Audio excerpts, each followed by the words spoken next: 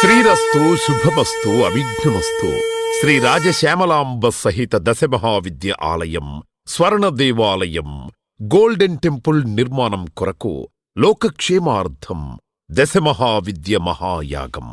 11 లక్షల కొబ్బరికాయలతో లక్ష్మీ గణపతి హోమం మరియు 11 కోట్ల కుంకుమార్చన కనక మహాలక్ష్మి కుంకుమార్చన సత్తుపల్లి శ్రీ లక్ష్మీ గణపతి ఆలయమునందు 108 రోజుల పాటు నిర్వహించబడును. ఈ కార్యక్రమంలో భక్తులందరూ పాల్గొని తీర్థప్రసాదములు స్వీకరించి భగవత్ కృపకు పాత్రులు కాగలరని మనవి.